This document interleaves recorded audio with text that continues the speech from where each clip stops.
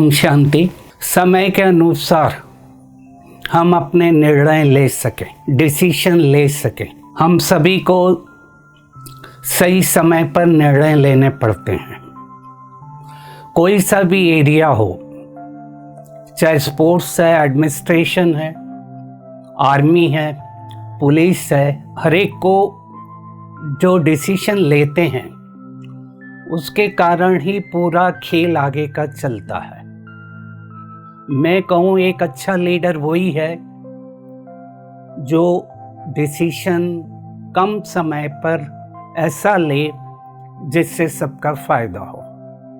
मैं बता रहा था 1983 में वर्ल्ड कप क्रिकेट में जो यूके में हुआ था, उसके अगेंस्ट वेस्ट इंडीज थी। वेस्ट इंडीज 2 टाइम की विनर थी और इंडिया को ऐसा माना नहीं जा रहा था कि वो मैच जीतेगी। इंडिया 183 पर ऑल आउट हो गई और वेस्ट इंडीज को अच्छी बॉलिंग फील्डिंग के द्वारा उनको 140 के करीब आउट कर दिया था और फर्स्ट टाइम इंडिया ने वो वर्ल्ड कप जीता। इसकी हर जगह काफ़ी अप्रिशिएट किया गया और उसमें जो देखा गया था टर्निंग पॉइंट वो थे कैसे सही समय पर डिसीजन लिए गए। कौन बॉलिंग करेगा, कितने ओवर देगा और जो फील्डर्स भी थे उनको कैसे चेंज किया गया। दूसरा एग्जाम्पल मुझे जो याद आता है कॉर्पोरेट एरिया में जीई कंपनी का, जो वर्ल्ड की एक बहुत अच्छी फेमस कंपनी है। उस समय वो कंपनी थोड़ा डाउन चल रही थी और उस समय जैक वॉल्श करके नया सीईओ बना कंपनी का। उसने पूरा एनालिसिस किया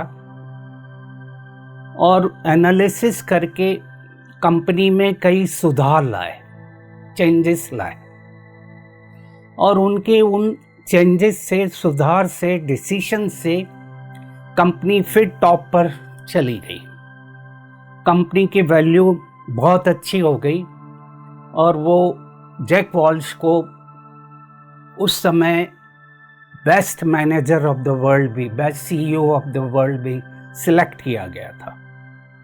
उन्होंने जितने भी नेगेटिव एरिया थे कंपनी के वो पूरे उन्होंने चेंज किए, परिवर्तन किए। उनको कोई ऐसा डर नहीं लगा कि मैं जो डिसीजन ले रहा हूँ उनका क्या रिजल्ट होगा। नेगेटिव एरिया को नॉकआउट करते गए, इसलिए उनको कहा गया जैक न्यूट्रॉन बम की तरह उन्होंने पूरे पैराडाइम को शिफ्ट किया। इसी तरह से अगर हम देखें हमारे यज्ञ में शिव बाबा ने, परमात्मा ने, निराकार ज्योति बिंदु ने अपनी एनर्जी और इंफॉर्मेशन, अपना रोड मैप, अपना विजन ब्रह्मा बाप में दिया। ब्रह्मा बाबा को भी कोई आइडिया नहीं थी कि क्या हो रहा है। वो तो एक बिजनेसमैन अपना कर रहे थे, पर जैसे ही उन्होंने उनका एनालिसिस किया और उनको लगा कुछ चेंज करना है तो सडनली उन्होंने भी डिसीजन लिया, निर्णय लिया कि अब मेरे को ये कार्य करना है जो परमात्मा ने उनके अंदर डाला। 1 सेकंड भी नहीं लगा उनको निर्णय लेने में। जैसे ही उनको निश्चय हो गया कि उनको क्या करना है, विजन क्लियर हो गया, तो उन्होंने क्विक डिसीजन लिया और अपने बिजनेस को समेट कर पूरा कार्य परमात्मा के कंस्ट्रक्शन में लगा दिया। और हम सभी ने देखा उन्होंने धीरे धीरे दादियों को तैयार किया। दादियों की एक टीम क्रिएट हो गई और मम्मा first chief of Brahma Kumari बनी। उनको भी ये डर कभी नहीं रहा कि मेरे आगे ये लोग जाएं। पहले आप करके उन्होंने पूरा खेल खेला और उन डिसीजन में उनको कभी घबराहट नहीं आई, चिंता नहीं आई क्या होगा। वही हम सभी ने दादियों को देखा। मैंने भी जो सीखा, निर्णय लेना, डिसीजन लेना, एज ए डॉक्टर जो हम करते हैं वो तो एक नॉर्मल प्रोसेस है जिसमें प्रोफेशनल स्किल्स रहता है, नॉलेज रहता है, पर जो सॉफ्ट स्किल्स है, आईक्यू के साथ जो ईक्यू है, एसक्यू है, वो दादियों से सीखा। बड़ी दादी को भी मैं देखता था जब हम पांडव भवन में थे, क्लास के बाद, मुरली के बाद आंगन में आकर बैठती थी, आराम से बैठकर रिलैक्स होकर। दादी कहती थी कि किसी को भी कोई प्रॉब्लम है तो आ जाओ, यहां मैं फ्री हूं। और मैं देखता था जब कभी भी कई तरह के जो प्रॉब्लम थे, दादी 1 सेकंड में उनको सॉल्व करके देती थी, क्योंकि दादी ने कभी नहीं सोचा कि मैं कर रही हूं, परमात्मा करा रहा है, मैं ट्रस्टी हूं, वो करा रहा है, मैं केवल ऑर्डर मान रही हूं, मैं सेवा पर हूं। मेरे को एक बहुत अच्छा इंसिडेंस याद आता है दादी चंद्रमणि का, कैसे निर्णय लेते हैं। उस समय हम लोगों ने हेल्थ फेयर स्टार्ट किए थे, पूरे इंडिया में हेल्थ फेयर कर रहे थे।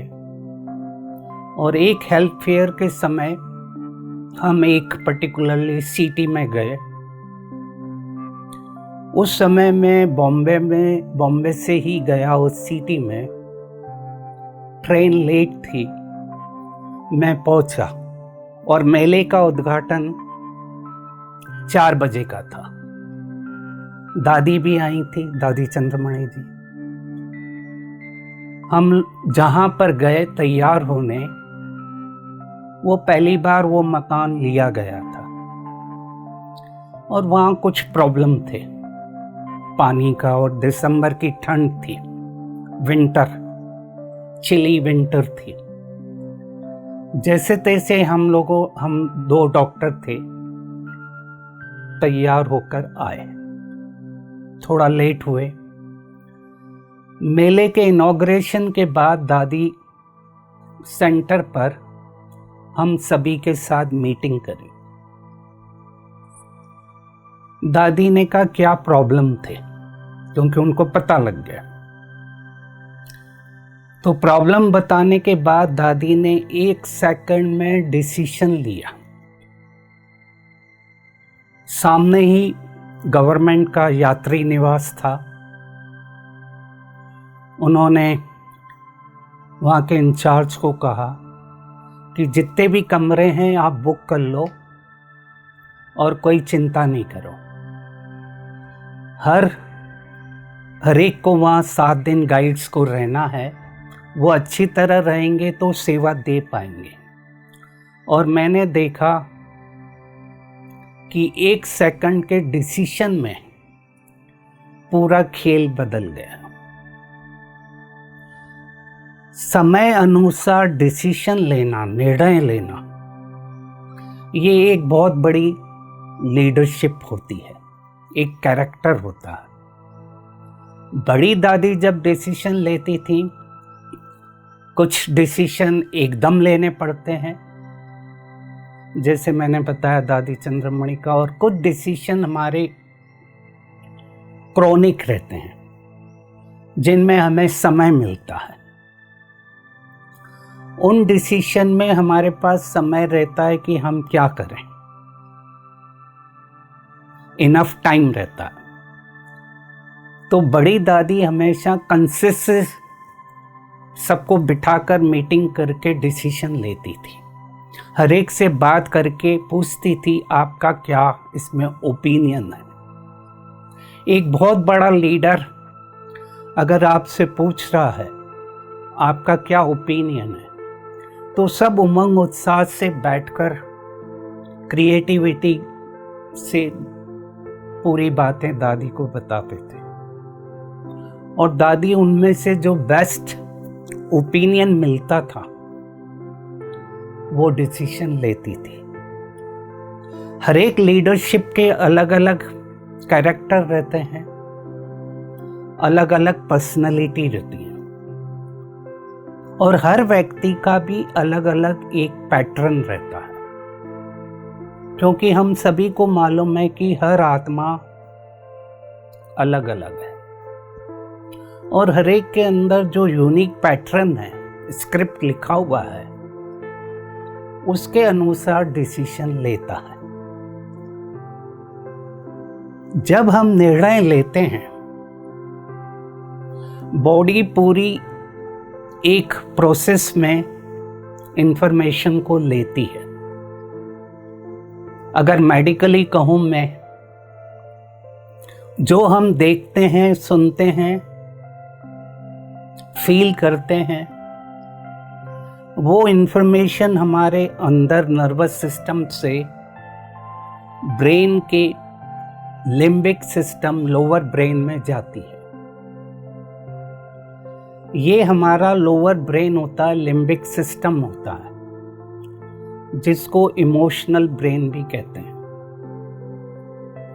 यहाँ पर जो इंफॉर्मेशन आती है वो प्रोसेस होती है। जैसे कंप्यूटर में प्रोसेसर रहता है, यहाँ भी इंफॉर्मेशन प्रोसेस होती है। यहाँ पर एक एरिया ऐसा होता है ब्रेन का, एमिगुलाइड और हिप्पोकैम्पस, जहाँ पुरानी मेमोरी पड़ी रहती है, हमारा मेमोरी डाटा रहता है। ये भी अपना डाटा डालता है जब हमें निर्णय लेना होता है, और जैसे ही खबर प्रोसेस हो जाती है, डाटा भी पुराना वाला आ जाता है, वो ऊपर हायर ब्रेन नियोकॉर्टेक्स में जाती है, थिंकिंग ब्रेन में। थिंकिंग ब्रेन फाइनली खबर को प्रोसेस करता है और 1 सेकंड से कम भी वापस डिसीजन देकर भेज देता है। ये सब बातें बहुत कम समय में, मिली सेकंड में होती है, और हम फिर निर्णय लेकर आगे बढ़ते हैं। स्पिरिचुअली देखें, जो हमने बाबा से सीखा, ये एक मेडिकल पार्ट था। स्पिरिचुअली देखें तो बाबा ने हमें बताया, तुम्हारे अंदर एक एनर्जी है, सॉफ्टवेयर है, मन, बुद्धि, संस्कार, माइंड, इंटेलेक्ट, संस्कार, MIS। MIS का अर्थ है मैनेजमेंट इंफॉर्मेशन सिस्टम। ये हमारे अंदर नेचुरली काम करता रहता है। जो आत्मा रूपी सॉफ्टवेयर डाला हुआ है MIS का, वो ऑटोमेटिक काम करता रहता है। मन थॉट्स पैदा करता है, इंटेलेक्ट, बुद्धि डिसाइड करती है कि कौन सा संकल्प पकड़ना है, नहीं पकड़ना है, और यहाँ भी संस्कार अपना खेल खेलते हैं। तो बुद्धि निर्णय लेती है, डिसीजन लेती है। सबसे इम्पोर्टेंट गेम मैं जो सोचता हूँ, बुद्धि प्ले करती है, डिवाइन इंटेलेक्ट, दिव्य बुद्धि।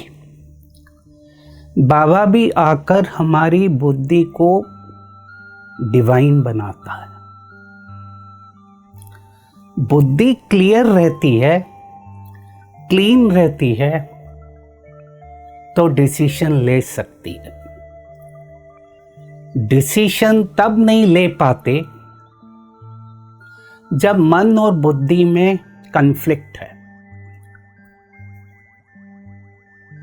मनुष्य का सबसे बड़ा तनाव, स्ट्रेस, अगर मैं कहूं, मन और बुद्धि की लड़ाई है, कॉन्फ्लिक्ट है, डुअलिटी है। और जहां डुअलिटी रहती है वहां प्रॉब्लम आता है, क्योंकि मन कुछ सोच रहा है और बुद्धि कुछ सोच रही है। मन अगर क्लियर नहीं है, स्पष्ट नहीं है, और बुद्धि क्लीन और क्लियर नहीं है, तो दोनों में प्रॉब्लम आएगा और डिसीजन हम ले नहीं पाएंगे। और तीसरा, संस्कार भी अपना गेम खेल रहा है, डरा रहा है, क्योंकि जो हमारे इमोशंस हैं वो वहाँ पर हैं, जो ब्रेन के द्वारा हमारे कर्मेंद्रियों पर आ रहे हैं। हमारा सॉफ्टवेयर मन बुद्धि संस्कार MIS ब्रेन के द्वारा मैसेजेस देता है। ब्रेन एक इलेक्ट्रोकेमिकल मास है जो खबर को लेता है और खबर को ट्रांसफर करता है न्यूरो एंडोक्राइन सिस्टम से। नर्वस सिस्टम और एंडोक्राइन सिस्टम, ये दोनों एक साथ काम करते हैं। तो जब मैंने कंफ्यूजन हुआ निर्णय लेने में, दोनों की लड़ाई चल रही है और संस्कार भी डरा रहा है, फियर आ रहा है, और मेरी बुद्धि में आ रहा है इसको करने से होगा क्या, होगा रिजल्ट क्या होगा। सबसे बड़ा जो प्रॉब्लम आता है जब हम निर्णय लेते हैं, डिसीजन लेते हैं कि इस डिसीजन का क्या कॉन्सिक्वेंस रहेगा, और वो अगर ज़्यादा डरा रहा है तो हम डिसीजन ले नहीं पाते हैं। एक्यूट में जब हमें सडन लेना है, अचानक लेना है, एकाएक लेना है, क्योंकि तीनों गेम अपने अपने प्ले कर रहे हैं। और उसका मेन कारण रहता है कि कहीं ना कहीं मेरे माइंड प्री ऑक्यूपाइड है, बहुत हेवी है। प्री ऑक्यूपाइड होने के कारण हेवीनेस है, तो क्लियरिटी नहीं है। अब बाबा ने हमें सिखाया जितना हो सके वेस्ट और नेगेटिव थॉट्स को कम करते चलें। अगर मैं रोज प्रैक्टिस करता हूं, मेरे वेस्ट और नेगेटिव थॉट कम से कम चलें और मेरे पॉजिटिव थॉट, संकल्प, उनका फ्लो अच्छी तरह चले, तो मन और बुद्धि में दोस्ती हो जाएगी। क्योंकि बाबा ने कहा दूरांदेशी बुद्धि चाहिए, फार साइटेड इंटेलेक्ट, विशाल बुद्धि चाहिए, तभी हम समस्या का समाधान कर सकते हैं, कारण को निवारण में टर्न कर सकते हैं। और इसके लिए बहुत काल की प्रैक्टिस चाहिए, और वही बाबा हमें ट्रेनिंग देते जा रहा है। मैं कहूँ संगम है ही ट्रेनिंग का, क्योंकि जब हम सत्युग त्रेता में जाएंगे और आगे वाले द्वापर के जन्म भी रहेंगे, अंत तक हमारी निर्णय शक्ति अच्छी रहेगी। इसीलिए वहाँ पर हमें कोई ज़रूरत नहीं पड़ती एडवाइजर्स की। धीरे धीरे हम अंदर से इंडिपेंडेंट बढ़ते जा रहे हैं। जितना मैं अंदर से इंडिपेंडेंट बनूंगा, बाहर से इंटरडिपेंडेंट बनूंगा, तो मेरे डर कम होंगे। बाबा मेरी लेवल को अनकॉन्शियस कॉम्पिटेंट लेवल पर ले जा रहा हूं। मोस्टली हम कॉन्शियसली कॉम्पिटेंट रहते हैं, कंफर्टेबल रहते हैं, और हमारे निर्णय भी कंफर्ट जोन के अंदर ही प्ले करते हैं। पर डिसीजन जब कंफर्ट जोन के बाहर लेना पड़ता है, वहां हमें मेहनत करना पड़ती है, और वो बाबा हमारी तैयारी कर रहा है। इसीलिए बाबा एक टर्म यूज करता है, कर्मातीत, अंतवाहक। कर्मातीत का अर्थ है मैं कर्म कर रहा हूं, मेरे को कर्म का अतीत, पास्ट और कर्म का क्या रिजल्ट होगा वो पुल नहीं कर रहा है, खींच नहीं रहा है, डरा नहीं रहा है।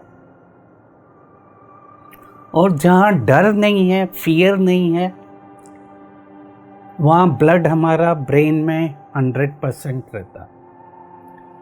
जहां फियर आता, डर आता है, हमारी ब्रेन की क्लियरिटी कम हो जाती है, ब्लड हमारे पाँव में आ जाता है। तो कर्मातीत का अर्थ है कर्म कर रहा हूं,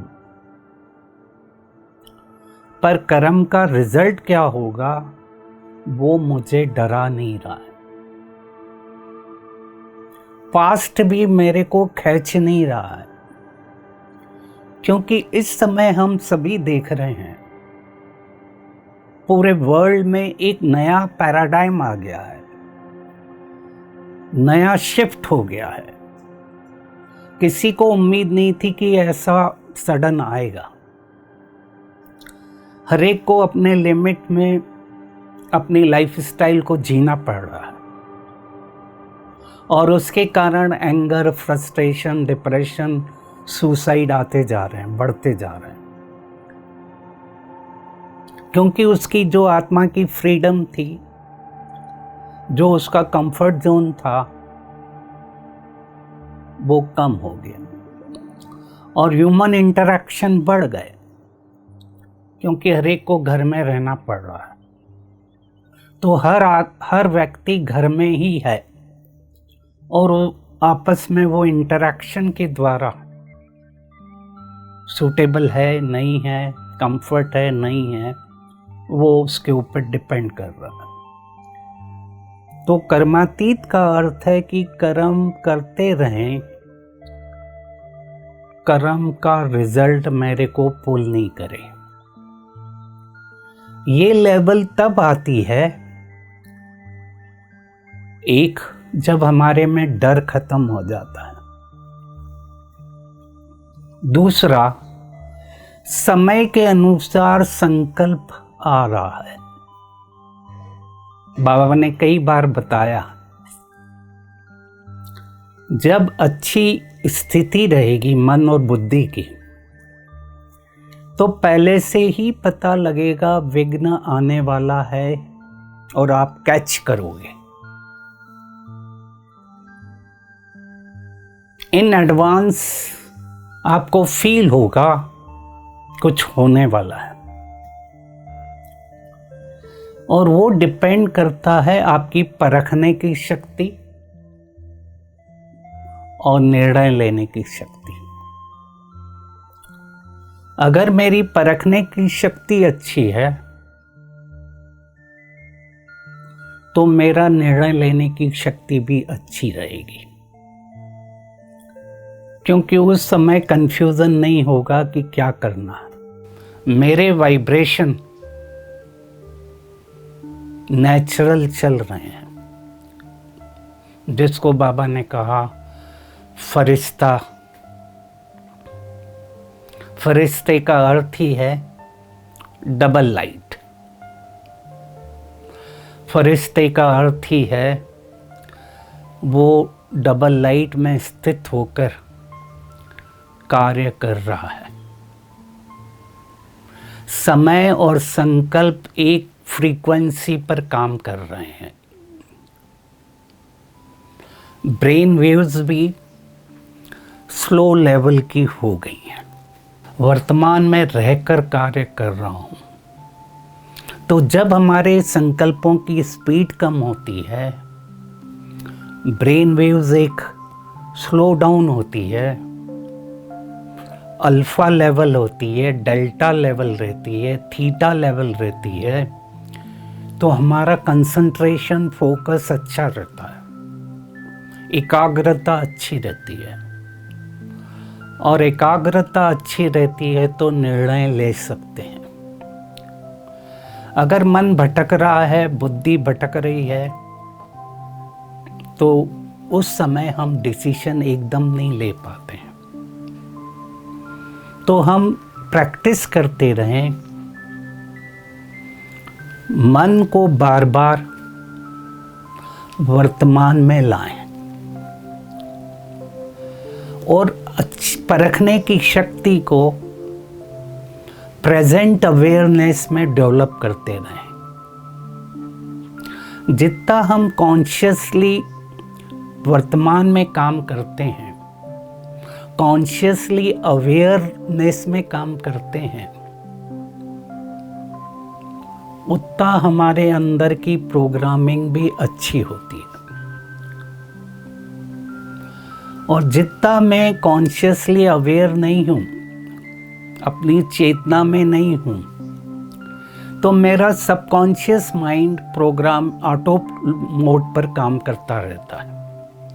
और सबकॉन्शियस हमारा 85 to 90% है, वो ऑटो मोड पर चला जाता है। और जब वो ऑटो मोड पर जाएगा तो वो डराता है, जो पास की मेमोरीज है, जो प्रोग्रामिंग बचपन से हुई है, तो वो व्यक्ति उसी तरीके से बिहेव करता है। पर यहाँ बाबा हमें सिखा रहा है, कॉन्शियसली अवेयर होकर तू कार्य कर। बार बार मन को वर्तमान में ला। मैंने एक बहुत अच्छी story positive, powerful, purposeful thinking में डाली है। एक गांव है, वहाँ पर एक किसान है, उसकी डॉटर है और एक जमींदार है। किसान ने काफ़ी लोन जमींदार से लिया, पैसा वापस नहीं कर पा रहा लोन। जमींदार ने कहा किसान को, अगर तू लोन नहीं दे पाएगा तो मेरे को कुछ एक्शन लेना पड़ेगा। जमींदार ने कहा, तेरी डॉटर है, उससे मेरी शादी करा दे तो मैं लोन माफ़ कर दूंगा, और अगर नहीं कराया तो जेल जाना पड़ेगा। उस रात को किसान और उसकी डॉटर बड़े चिंता में रह गए, क्या होगा, क्या करना है। यंग डॉटर थी। अगले दिन जमींदार ने पंचायत बुलाई। ये डिसीजन हुआ कि जमींदार एक काला बैग लेगा, ब्लैक बैग, उसमें 2 पत्थर डालेंगे, एक वाइट और एक ब्लैक। किसान की डॉटर सबके सामने बिना देखे बैग में हाथ डालेगी। अगर उसने वाइट पत्थर उठाया तो लोन माफ हो जाएगा, कुछ नहीं करना पड़ेगा। अगर ब्लैक बैग उठाया तो जमींदार से शादी करना पड़ेगी, और अगर पत्थर नहीं उठाती है तो फिर किसान को जेल में जाना पड़ेगा। डिसीजन हुआ, सब लोग पंचायत स्थल पर चल पड़े। जमींदार आगे जा रहा था और किसान की डॉटर पीछे चल रही थी। किसान और उसकी डॉटर, उसकी डॉटर ने देखा जमींदार ने जमीन में से 2 ब्लैक स्टोन उठाए, पत्थर उठाए, पेबल्स उठाए और बैग में डाल दिए। जमींदार ने सोचा जो भी पत्थर उठाएगी वो ब्लैक ही होगा और मेरी विक्ट्री होगी। किसान की डॉटर ने ये देख लिया। उसने सोचा अगर मैं रिफ्यूज़ करती हूँ तो प्रॉब्लम, और लोगों को बताती हूँ तो प्रॉब्लम। वहाँ पहुँचे, किसान की डॉटर ने पत्थर निकालने के लिए हाथ डाला, पत्थर निकाला बैग में से बिना देखकर, और फिर कुछ ऐसा दिखाया कि वो गिर रही है और पत्थर हाथ से गिर पड़ा, स्लिप हो गया। लोगों ने कहा कोई बात नहीं, पंचायत ने कहा कोई बात नहीं, जो पत्थर इसने उठाया होगा उसके अपोजिट पत्थर बैग में होगा तो पता लग जाएगा उसने क्या उठाया है। और अंदर तो ब्लैक पत्थर ही था, तो लोगों ने कहा उसने वाइट उठाया होगा, और किसान और उसकी डॉटर बच गए, लोन खत्म हो गया। अब इस कहानी का एनालिसिस करें तो 2 चीजें क्लियर थी। एक, किसान की डॉटर का ऑब्जर्वेशन अच्छा था, परखने की शक्ति अच्छी थी, और उसके आधार पर उसने जो निर्णय लिया, डिसीजन लिया, वो उसके काम आए। कभी कभी हम निर्णय लेने में बहुत टाइम ले लेते हैं, कभी कभी वो हमें भी तकलीफ देता है। कुछ डिसीजन ठीक है, हमें टाइम मिलता है, तुम्हें ये करना है, ये करना है, उसमें हम अपने में बैठते हैं, तो वो डिसीजन हम आराम से ले सकते हैं अगर हमें शांत साइलेंस में बैठने की हैबिट है। मैं हमेशा देखता हूं, मैं अपने भी कई चीजें मेरे को तब क्लिक करती हैं जब मैं डिटैच हो गया। उस समय पैनिक नहीं होता, क्राउड अप नहीं होता, छोड़ देता हूं और फिर अपने को डिटैच करके देखता हूं, वो डिसीजन खुद ही आता है, निर्णय अपने आप आता है, जिसको कभी कभी कहते हैं हम इंट्यूजन, गट फीलिंग। और जितने भी अच्छे लीडर्स रहे जो अपने अपने फील्ड में आगे बढ़े और सक्सेसफुल बने, वो अपने इंट्यूजन से ही आगे बढ़े। चाहे न्यूटन ने एप्पल गिरते हुए देखा, आर्किमिडीज ने टब में गया और नया इन्वेंशन लेकर भागा। इंट्यूजन का अर्थ है गट फीलिंग। हमारी आंतें, इंटेस्टाइन, सेकंड ब्रेन है। एक ब्रेन यहां पर है और एक ब्रेन यहां पर है। जो यहां पर होता है उसका रिफ्लेक्शन यहां आता है। ये रिसर्च में देखा गया, जो पेप्टाइड यहां सीक्रेट होते हैं वो यहां भी होते हैं। मॉलिक्यूल्स ऑफ इमोशन, ये एक बुक थी कैंडिड सी पर्ट की, जिसने रिसर्च में बताया कि यहाँ भी पेप्टाइड होते हैं, यहाँ भी होते हैं। इसीलिए जब कभी भी हम निर्णय लेते हैं, हमें यहाँ पता लगता है ठीक है कि नहीं है। उस समय अगर मेरी गट इंटेस्टाइन कंफर्टेबल है, कोई ग्रीपिंग पेन नहीं है, तो इसका अर्थ है मेरा डिसीजन ठीक है, मेरी हार्ट बीट ठीक है, यहाँ पर अच्छा लग रहा है। इसका अर्थ है कि मेरे को ले लेना चाहिए। इंट्यूजन। इसकी भी प्रैक्टिस के लिए हमें बार बार साइलेंस की प्रैक्टिस करना पड़ती है। इस प्रैक्टिस से मेरी आत्मा, मेरा MIS सॉफ्टवेयर पूरे वर्ल्ड से कनेक्ट हो जाता है। शरीर का हर सेल पूरा वर्ल्ड है, यूनिवर्स है, और हर सेल पूरे यूनिवर्स से कनेक्टेड है।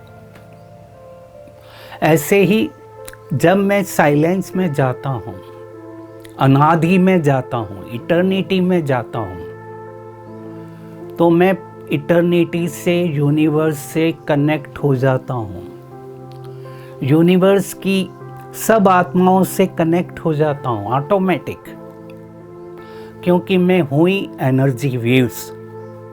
मेरी वेव्स, मेरे वाइब्रेशन पूरे यूनिवर्स से कनेक्ट हो जाते हैं।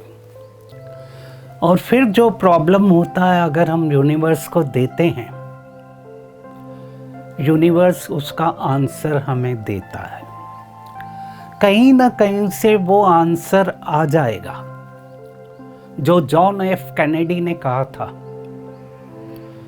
ह्यूमन बीइंग के सब प्रॉब्लम ह्यूमन ही क्रिएट करता है, व्यक्ति ही क्रिएट करता है, और उसका आंसर भी ह्यूमन बीइंग के अंदर है। कोई भी प्रॉब्लम ह्यूमन बीइंग से बियॉन्ड नहीं है, हर एक का आंसर है। इसलिए बाबा ने कहा त्रिकालदर्शी। जब हम त्रिकालदर्शी की सीट पर सेट होकर आंसर लेते हैं, तो यूनिवर्स हमें आंसर देता है। मेरे को एक बहुत अच्छी स्टोरी जो हमेशा मैं बताता हूँ लेक्चर्स में, एक किसान खेत पर काम कर रहा है। एक घड़ी पहनी हुई है उसने। घड़ी जो पुरानी घड़ी रहती है वो आवाज करती है टिक टिक। काम करते करते घड़ी गिर गई। किसान ने ढूंढने की कोशिश की, नहीं मिला। इवनिंग का टाइम था, थोड़ा अंधेरा हो रहा था। किसान घर आया। घर पर उसके लड़के ने पूछा क्या हुआ? बोला मेरी घड़ी गिर गई। लड़के ने कहा मैं जाकर देखता हूं। लड़का खेत में आया और शांत होकर खड़ा हो गया, 0 लेवल पर। जैसे ही वो 0 लेवल पर खड़ा हुआ, पूरे यूनिवर्स से कनेक्ट हो गया, आत्मा से कनेक्ट हो गया। घड़ी की आवाज़ सुनाई पड़ी, टक टक टक टक। वो जाकर वहाँ से उसको घड़ी लाकर किसान को दे दी, फादर को दे दी। ये टक टक आवाज़ आत्मा की हर एक के अंदर है, पर हम लोग उसको इग्नोर कर देते हैं क्योंकि बहुत हेवी थॉट्स चलते रहते हैं। अब ऐसा समय आ गया है, इस समय पर हमें अपने थॉट्स को, क्वांटिटी को, स्पीड को कम करने की प्रैक्टिस करते रहें। वही संकल्प उत्पन्न हो जो अभी मुझे करना है। ड्रामा अनुसार वही संकल्प क्रिएट हो रहा है जो मुझे इस समय करना है। बहुत ओवर थिंकिंग नहीं करें। ओवर थिंकिंग भी अच्छा है, कोई खराब नहीं है, पर कॉन्फ्लिक्ट उसमें आता है तो प्रॉब्लम देता है। डुअलिटी आ जाती है तो प्रॉब्लम देता है। तो बाबा ने हमें ट्रेन किया है कि वर्तमान और भविष्य एक हो जाएगा, प्रेजेंट और फ्यूचर एक हो जाएगा। मेरे वर्तमान से फ्यूचर को मैं रिफ्लेक्ट कर रहा हूँ, मेरे फीचर्स से फ्यूचर को रिफ्लेक्ट कर रहा हूँ। जो देवताओं के फीचर्स हैं वो मेरे में वर्तमान में धीरे धीरे ला रहा हूँ, और वही प्रैक्टिस हमें करते रहना है। मैंने एक जगह बोला भी था और बाबा की मुरली में है 69-70 में क्लियर कट बाबा ने कहा कि सूक्ष्म वतन का अनुभव तुम्हें यहाँ पर करना है, यहीं तुम्हें अव्यक्त वतनवासी बनना है। फरिश्ता यहीं पर मेरे को बनना है। जितना मेरी फरिश्ता नेचुरल होगा वो डिसीजन अपने आप देगा। फरिश्ते का अर्थ ही है कि वो श्रीमत ऑटोमेटिक कनेक्ट हो गई, क्योंकि समय ऐसा आ रहा है कि हमें टाइम नहीं मिलेगा किससे पूछें। मैं कहाँ पर हूँगा वो किसी को नहीं मालूम। हर एक आत्मा का अपना वाइब्रेशन है, कर्मों की थ्योरी है, लॉ ऑफ अट्रैक्शन है। वो किस समय कहाँ पर होगा किसी को नहीं पता, पर उसके साथ उसकी जो चैतन्यता है, कॉन्शियस और कॉन्शियसनेस है, जो वॉइसलेस का वायरलेस है, वो उसके साथ है और उसके अनुसार वो डिसीजन ले पाएगा। जितना हमारा ये वॉइसलेस का वायरलेस नेचुरल काम करेगा वो डिसीजन ऑटोमेटिक देता रहेगा। तो अव्यक्त फरिश्ते की भी प्रैक्टिस हम करते रहें। जितना हमारी ये ट्रांसपेरेंसी बढ़ती जाएगी, अंदर बाहर एक होते जाएंगे, शाइनिंग स्टार काम करता रहेगा, लाइट और माइट हाउस काम करता रहेगा, उतना निर्णय अपने आप होगा। जो आज बाबा ने आज के वरदान में भी कहा, सर्व शक्तियों की लाइट,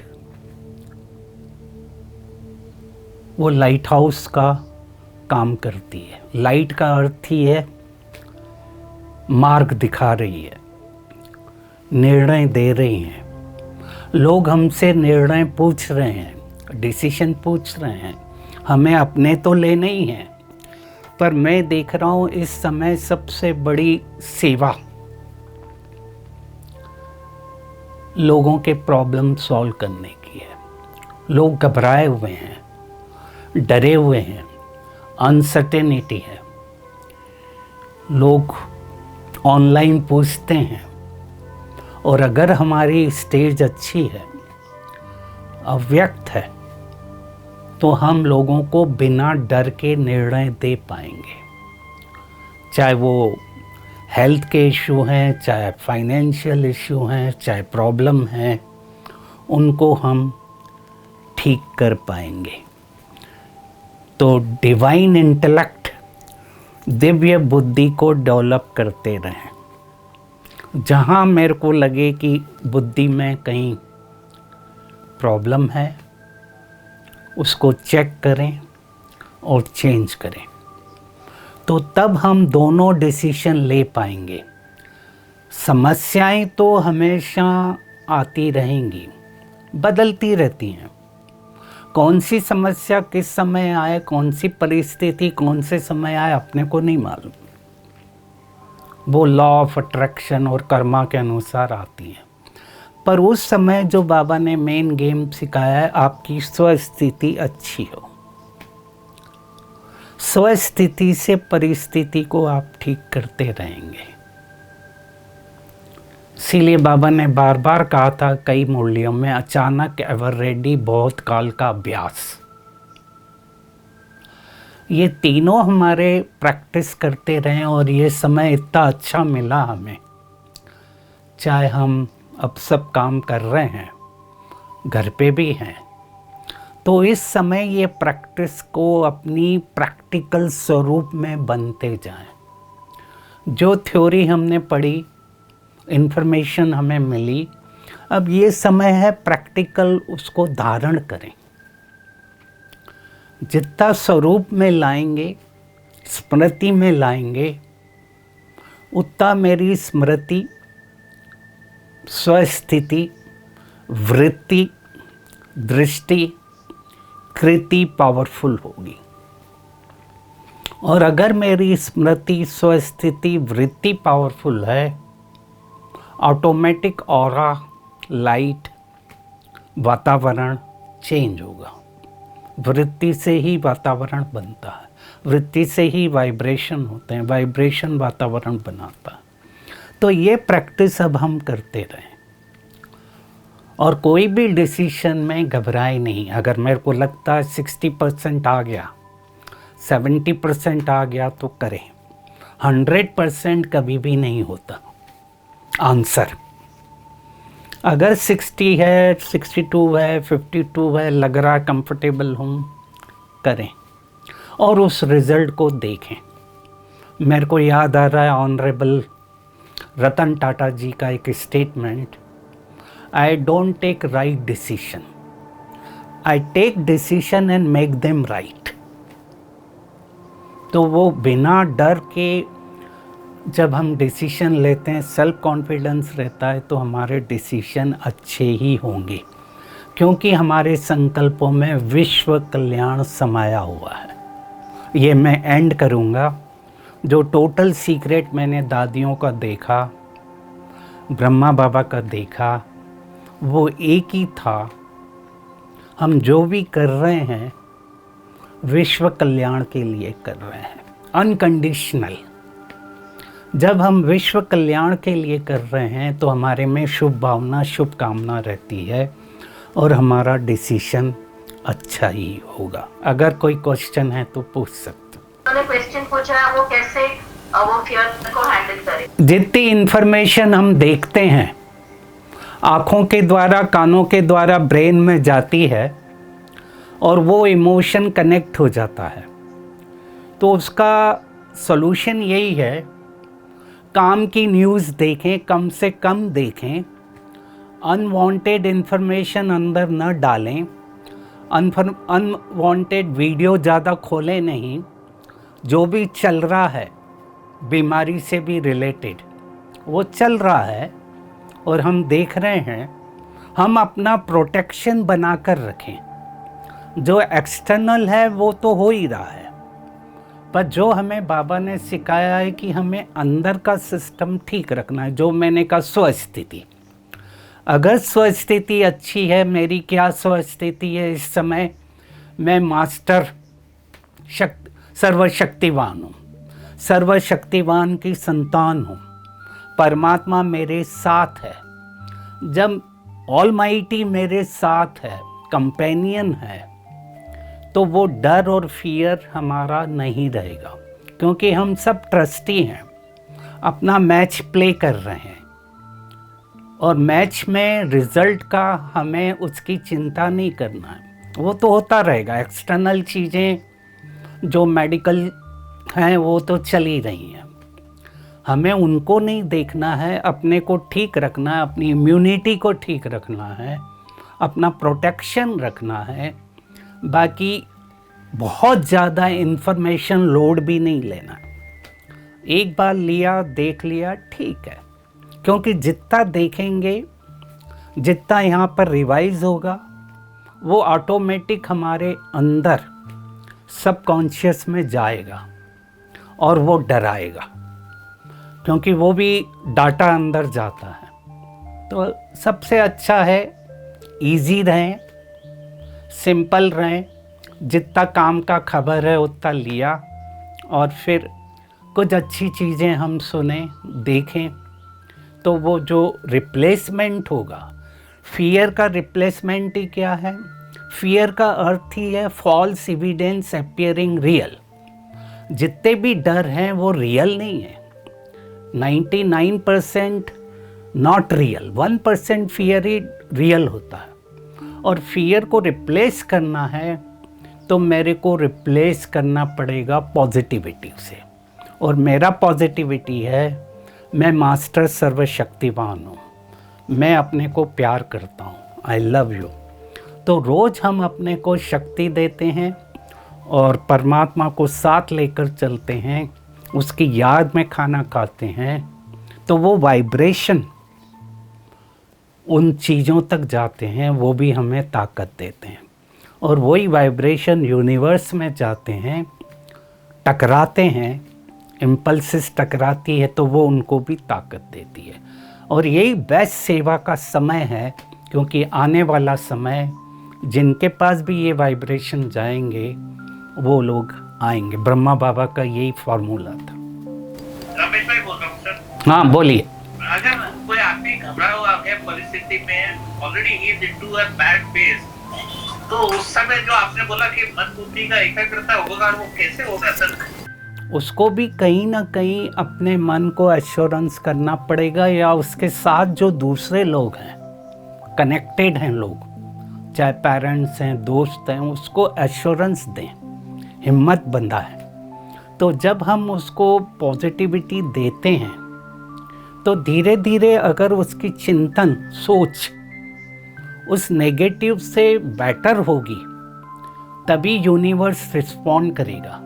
अगर वो सोच रहा है मैं तो ऐसा ही हूँ, घबराया हुआ हूँ, तो वो वाइब्रेशन कंटिन्यूस चल रहे हैं और वो प्रॉब्लम बना का बना ही रहेगा। तो जैसे कहते हैं ना, हम पहले सांस लो, डीप ब्रीदिंग करो, और फिर उससे बाहर आने की कोशिश करो।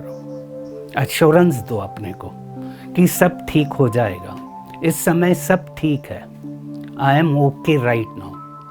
तो जब हम अपने प्रोग्रामिंग देते हैं कॉन्शियस माइंड से, तो वो प्रोग्राम एक्सेप्ट होता है। पर अगर मैं नेगेटिव ही बनाकर रहता हूँ, उसी घेरे में रहना चाहता हूँ, तो उसका कोई सलूशन नहीं है, निकलना तो पड़ेगा। जैसा हमने देखा, एक बच्ची ने दिल्ली से गुड़गांव से बिहार तक 1200 किलोमीटर साइकिल, छोटी बच्ची ने अपने फादर को पीछे बिठाकर ले गई और वहाँ पहुँच गई। तो उसने हिम्मत डाली, नहीं तो वो सोचती कुछ नहीं कर सकते, कुछ रास्ता ही नहीं है। पर बीमार फादर को वो ले गई और 1200 किलोमीटर ट्रैवल करके, प्रेसिडेंट, अमेरिका के प्रेसिडेंट की डॉटर ने भी काफ़ी अप्रिशिएट किया। तो हर एक के अंदर पोटेंशियल है, पर वो ब्लॉक हो गया है, रुक गया है। तो उसको ब्लॉकेज को, नेगेटिविटी के आवरण को निकालना पड़ता है। तो पॉजिटिविटी का आवरण आ जाएगा तो वो प्रॉब्लम अपने आप धीरे धीरे ठीक होता जाएगा। आपने जो बोला कि अपना वर्तमान जो है वो अच्छे से पॉजिटिव सोच में रखने का, लेकिन उसके सामने वाले गलत अपॉर्चुनिटी ले रहे हैं, हम समझ भी रहे हैं, हम सफर भी कर रहे हैं, तो उसका बैलेंस कैसे करना चाहिए सर? मैंने जैसे कहा कि अपना रिमोट कंट्रोल हमें किसी को नहीं देना है। तो जब वो खुद सोचेगा, क्योंकि उसके अंदर भी सॉफ्टवेयर तो है ना, केवल उसकी सोच जो है वो वीक हो गई है, और उसके कारण ये दवाइयाँ लेना पड़ती है। जो डोपामिन लेवल है, सेरोटोनिन लेवल है, वो कम हो जाती है। तो वो पहले अपने को ठीक करे तो सामने वाले एडवांटेज लेंगे ही नहीं, क्योंकि ये मेरे हाथ में है, खेल मेरे हाथ में है।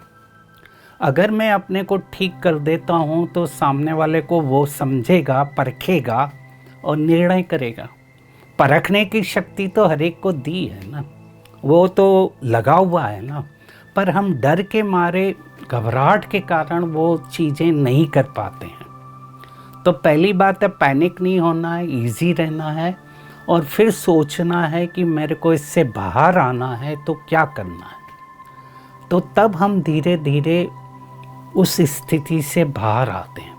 प्रॉब्लम हर एक के पास आते हैं, ऐसा कोई व्यक्ति नहीं जिसको प्रॉब्लम नहीं आए, पर उस स्थिति से बाहर आना उसके ऊपर है। जैसे मैंने ये बच्ची का बताया, इस लॉकआउट में इतने अच्छे एग्जाम्पल मिले कि कैसे उन लोगों ने अपने को उससे बाहर निकाला। तो वो हमारे ऊपर डिपेंड करता है कि मेरे को बाहर आना है कि नहीं आना है। और एक बार सोच लिया आना है तो वो आएगा ही आएगा। तो वो जो आई एम नॉट गुड का आवरण लगा रखा है, मैं ठीक नहीं हूँ, मेरे से होता नहीं, आई एम वर्थलेस, तो इसको हम कहते हैं सिंपैथ अटेंशन सीकिंग बिहेवियर। उसको निकाल देना है और फिर अपने पॉजिटिव कवर को, जो बाबा ने कहा कि मैं श्रेष्ठ आत्मा हूँ, सिलेक्टेड आत्मा हूँ, महान आत्मा हूँ, परमात्मा मेरे साथ है, एक संकल्प भी उसने पॉजिटिव लिया, पावरफुल लिया और कुछ नहीं करे, तो वो धीरे धीरे बाहर आएगा। दवाई किस तरह की बीमारी है, क्या लेवल है, हर एक का अलग अलग रहता है। मैं यहाँ बैठकर डायरेक्ट एडवाइस नहीं दे सकता कि दवाई लेना है कि नहीं लेना है। वो वहाँ का डॉक्टर जो उसको देख रहा है वो ही डिसाइड करता है। बाकी अगर उसको, जैसे मैंने कहा, ठीक होना है, पहले वो सोचना है। जैसे ही यहाँ फिजिकल में, मेंटल में उसने सोचा मेरे को ठीक होना है, बाहर आना है, तो जो डोपामीन लेवल है, सेरोटोनिन लेवल है, जिससे ये प्रॉब्लम आता है, वो ठीक होने लगती है। ये दोनों लेवल तब कम होते हैं जब खुशी गायब हो जाती है, निराशा रहती है, और जब ये दोनों गायब हो जाते हैं तो ये लेवल डाउन होती है। और जैसे ही खुशी दी और परमात्मा का साथ लिया तो वो दोनों ब्लड लेवल, ब्रेन की दोनों न्यूरोट्रांसमीटर ठीक होना शुरू होते हैं। अब हर दवाई का नुकसान तो होता ही है, चाहे कोई भी ट्रीटमेंट लें, हर एक का साइड इफ़ेक्ट रहता है। अब मैं ये नहीं कह सकता उसको वो कौन सी दवाई ले रहा है, एडिक्शन होगा कि नहीं, पर हर दवाई का कुछ ना कुछ साइड इफ़ेक्ट है। Technically correct, okay. कोई भी दो चीज़ जब कनेक्ट होती है और जब कभी भी हायर एनर्जी से कनेक्ट होती है तो वो जो फ्लो है उस हायर एनर्जी का, वो हमारे में आएगा ही आएगा। प्यार का सागर है, शांति का सागर है, खुशी का सागर है, आनंद का सागर है, तो वो मैं फील करूँगा। जो अभी तक मैं फील नहीं कर रहा था, अब मैं फील करने लगा कि समथिंग डिफरेंट मेरे में आ रहा है, तो तब मैं सोचूंगा कि मेरा कनेक्टिविटी ठीक है। और वो जब कनेक्टिविटी होती है तो हम दूसरों को भी देना शुरू करते हैं। अगर वो कनेक्टिविटी प्रॉपर नहीं है तो मैं दूसरों को नहीं दूंगा, मैं अपने आप से ही नाराज़ हूँ। पर जैसे ही मेरी कनेक्टिविटी अच्छी हो गई, जिसको मैं कहता हूँ ACE, ACE का अर्थ है अवेयरनेस, कनेक्टिविटी, एक्सप्रेशन।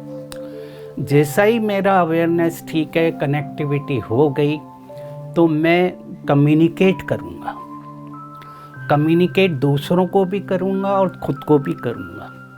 तो वो मेरे को पता लगेगा कि मेरी, जैसे मैंने कहा, गट फीलिंग, जैसे ही डर यहाँ होता है तो डर यहाँ फील होता है इंटेस्टाइन में। बच्चा कहता मैंने स्कूल का काम नहीं, स्कूल का काम नहीं किया, तो वो कहता पेट में दर्द हो रहा है। फियर यहाँ है, दर्द यहाँ फील कर रहा है, क्योंकि दोनों पेप्टाइड्स एक जैसे सीक्रेट होते हैं। ऐसे ही हर कनेक्टिविटी का फीलिंग आएगा, हम अति इंद्रिय सुख आएगा, लाइट फील करेंगे, हल्का फील करेंगे, और वो हम कह सकते हैं कि मेरी कनेक्टिविटी ठीक है। जिनके साथ हम रहते हैं, अगर वो हमारे लिए डिसीजंस लेते हैं, हम उनके साथ डिपेंडेंट है, तो क्या करें? बिकॉज उनका और हमारा डिसीजन में भी मैच नहीं होता परिवार में। कि माँ बाप ही उस बच्चे को पूरे डिसीजन दे रहे हैं, तो उसके अंदर का जो मन, बुद्धि, संस्कार का मैनेजमेंट इंफॉर्मेशन सिस्टम है, डेवलप ही नहीं होता। और वो केमिकल डोपामिन सेरोटोनिन भी प्रॉपर नहीं होते हैं क्योंकि वो डिपेंडेंट हो गया है। यहाँ क्या करना है, मेरे को धीरे धीरे खुद के डिसीजन लेने हैं और उनको बताने हैं कि I am comfortable in this decision. और वो अब इस समय ये ग्लोबल वर्ल्ड है और ग्लोबल वर्ल्ड में कोई एक लिमिटेड वर्ल्ड नहीं है। आने वाला समय और ग्लोबल होगा, यूनिवर्सल होगा। हर कोई एक यूनिवर्स में जी रहा है। तो डिसीजन अगर मैं खुद के नहीं लूँगा, कहीं पर फंस गया और उस समय मैं उनसे पूछूं वो फ़ोन लगेगा नहीं लगेगा, इंटरनेट काम करेगी नहीं करेगी, मैं नहीं कह सकता।